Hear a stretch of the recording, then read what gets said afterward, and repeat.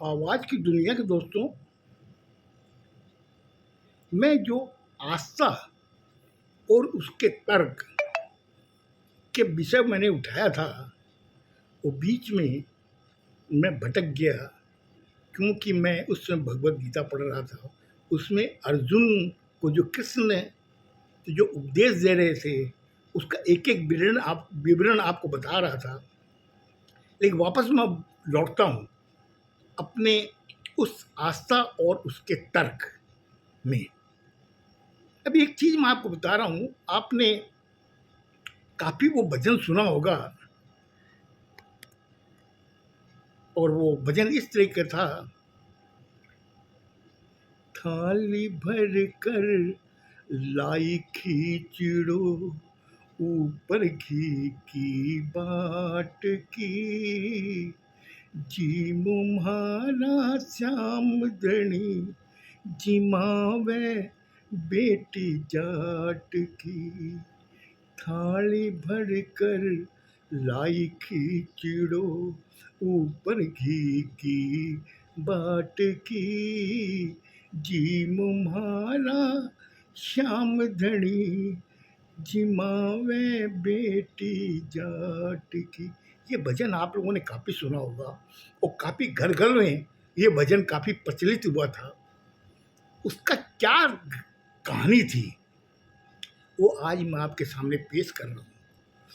ये जो कर्माबाई जो थी, उनके पिता का नाम था जीवन राम ढूंढी, उनकी माता का नाम था रत्नी देवी। ये नागौर के एक छोटे से गांव में, जिस गांव का नाम था कलवा, वहाँ पे वो रहते थे। जीवन राम ढूंढी वैसे थे जात के जाट, और उनके एक पुत्री ने जन्म लिया था 1615 एडी में।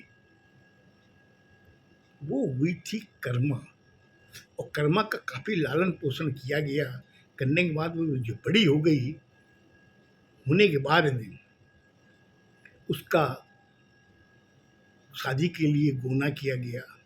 लड़का देख के गोना जब हुआ, गोने के बाद में ही जिससे उसने शादी फिक्स की थी, उनका मृत्यु हो गई थी। होने के बाद में वो कलमा गांव में ही अपने पिताजी के पास में रही। कर्मा जीवन नाम ढूंढी के घर में ही रही, माता रत्नी देवी के साथ। और काफ़ी साल गुजर गए। गुजरने के बाद में एक बार क्या हुआ कि जीवन नाम ढूंढी और उनकी पत्नी, दोनों जने शुरू से ही वो लोग श्री कृष्ण के काफ़ी भक्त थे, और कर्मा को भी वही परवरिश मिली थी। वो भी काफ़ी भक्त थी कृष्ण की। और सुबह शाम उनका भजन करना, सुबह उनको खाना खिलाना, दोपहर में उनको दूध पिलाना, रात को उनको दूध पिला के सुलाना, ये सब काम उनके पिताजी, उसकी माँ करती थी। वही परवरिश उसको बेटी को मिली थी, जिसका नाम था कर्माबाई। बड़े प्यार से उसके पिताजी उसे कर्माबाई बोलते थे। एक बार की बात है, उनके पिताजी और उनकी माँ दोनों जने दूसरे गांव गए। तो जाने के समय उन्होंने कर्मा से कहा कि देखो बेटा, कर्मा भाई तुम घर में रहना, क्योंकि कृष्ण की सेवा कौन करेगा, हम लोग सब चले जाएंगे तो कृष्ण भूखे रह जाएंगे। तो अच्छा है तुम घर में रहो, उनकी सेवा करना। इतना कह के वो चले गए। दूसरे दिन सुबह कर्माबाई जब उठी, उठने के बाद में उसने स्नान वगैरह किया। करने के बाद में खिचड़ा बनाया। खिचड़ा जो बनता है हमारे राजस्थान में, वो बनता है बाजरे का। बाजरे को कूट के बनाया जाता है वो खिचड़ा। वो खिचड़ा बनाया, उसमें बहुत सारा घी डाला। डाल करके वो भगवान श्री कृष्ण के मंदिर में जाके वहाँ रख दी। रखने के बाद में बोली कि मेरे माँ आपको भोग लगाती है, आप इसको भोग लगाइए, आप इसको खाइए। खाने के बाद में फिर मैं भोजन ग्रहण करूँगी, ये खिचड़ा खाऊंगी। वो फिर बाद में अपने कामों में लग गई। 1 घंटे बाद में आई तो देखा खिचड़ा वैसे ही पड़ा हुआ है। अब वो परेशान, फिर वो अपने दूसरे कामों में लग गई। फिर 1 घंटे बाद में आई, देखा खींचड़ा वैसे ही पड़ा हुआ है और उसको भूख से वो व्याकुल होने लगी। उसने कहा कि मेरे जब तक कृष्ण नहीं खाएंगे तब तक मैं खींचड़ा खा नहीं सकती। मुझे भूख लग रही है, भूख से मेरी हालत खराब हो रही है, लेकिन जब तक कृष्ण भोग नहीं लगाएंगे मैं खींचड़ा कैसे खाऊं। तो कुछ देर तक वो देखती रही, फिर बाद उठ के वो मंदिर के पास जब गई, खींचड़ा वैसे ही पड़ा हुआ था, तो उस समय भगवान प्रकट हुए। उन्होंने कहा कि अरे कर्मा, जब तक तुम पर्दा नहीं लगाओगी मैं भोग कैसे लगाऊंगा, तू बता। तो उस समय कर्मा ने क्या किया कि वो अपनी जो ओढ़नी थी उसकी आड़ दे दी मंदिर के सामने। बोला कृष्ण भगवान आप खाओ। आड़ देने के बाद में जब वापस कुछ देर बाद में जब हटाई तो देखा खींचड़ा खत्म था थाली में से। वो बहुत खुश हुई कि भगवान ने मेरा भोग लगा लिया है, भगवान ने खाली अब मैं खा लेती हूँ। वो खाने लगी। खाने के बाद दूसरे दिन भी वही चीज़, वही खींचड़ा वहाँ लगावे और ऐसे करते करते 10 दिन निकल गए और जिस ट्रंक में वो बाजरा था वो खाली होने लगा। 15 दिन बाद में जब उसके पिताजी माँ जब आई, आने के बाद में देखा कि कर्मा कर्मा बेटा एक काम कर, खींचड़ा बनवा ले। वो जब जाकर ट्रंक में जब हाथ डाली तो देखा खाली पड़ा हुआ है और गुड़ भी नहीं है, घी भी खत्म हो चुका है। उसने कहा कर्मा ये क्या हुआ, कहाँ चला गया। बोला मम्मी मैंने नहीं खाया, न मैंने गुड़ खाया है, न मैंने घी खाया है, न खींचड़ा खाया है, ये सब तो तुम्हारे जो कृष्ण भगवान है उन्होंने खाया है। उसने कहा ये कैसे हो सकता है, तू क्या बात बोल रही है। मैं आपको साक्षात बता रही हूँ, डेली में उनका भोग लगाती थी, वो भोजन करते थे, वो खा रहे थे। इतना कहने के बाद उसने कहा कि मम्मी फिर आपको दिखाती हूँ, आपको विश्वास नहीं हो रहा ना, अभी मैं आपको दिखाती हूँ। उसने वो जितना भी बाजरा था उसको उसने कूटा, कूटने के बाद उसका खिचड़ा बनाया, उसमें बहुत सारा घी डाला, गुड़ वगैरह दे करके जब वहाँ पर रखा भगवान के सामने, कहा कि मम्मी देखो मैं अपनी ओढ़नी की आड़ देती हूँ।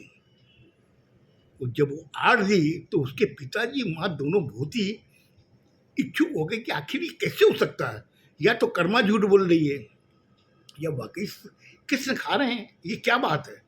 उससे जरा सी ओढ़नी की आड़ हटा करके उसकी माँ ने जब देखा कि कृष्ण खा रहे हैं, वो रस जब देखी तो उन्होंने पूरी ओढ़नी हटा दी। बोला आप भी देखिए, और कृष्ण बड़े प्रेम से उसको खा रहे थे।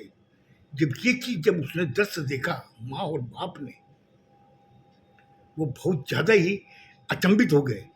उन्होंने हाथ जोड़ लिए कि हे कृष्ण तुमने हमारा भोजन ग्रहण कर लिया, हम लोग तो जाट के जाट हैं, और आपने जाटों के घर का कर्मा का बनाया वो खिचड़ा आपने खाया, वाकई आप धन्य हो, आप वाकई भक्त के बस में हो। इतना जब हुआ तो उसकी माँ ने जाकर के अपने अड़ोस पड़ोस में कहा कि हमारे कृष्ण जो हैं वो हमारा बनाया वो खिचड़ा खाते हैं।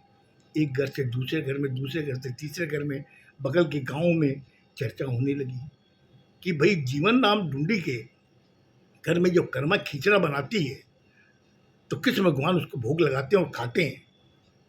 ऐसे बात करते करते पूरे हिंदुस्तान में आ गई। आने के बाद में वो बात पहुंची जगन्नाथपुरी मंदिर में।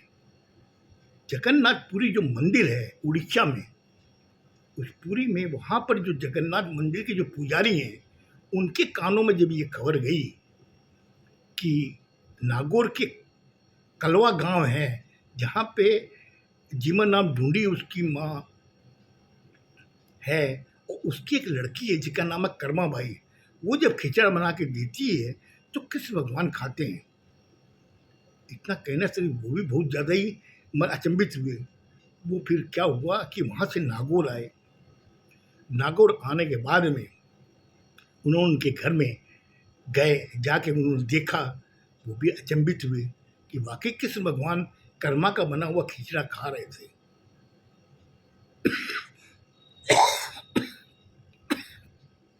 उन्होंने जीवन नाम ढूंढी को, उनकी माँ रत्ना को कहा कि आप एक काम कीजिए ना, पुरी में जो जगन्नाथ का मंदिर है, जगन्नाथ भी एक ही रूप है कृष्ण का। आप अगर कर्मा को मेरे साथ भेजें, हम लोगों के साथ, तो वहाँ पर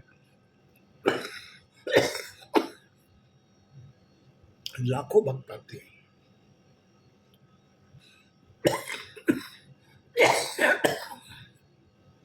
अगर वो लोग ये दृश्य देखेंगे तो उस मंदिर की मान्यता बढ़ेगी।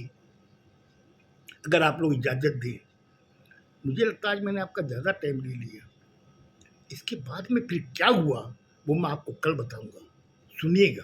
खुश रहो, स्वस्थ रहो। धन्यवाद।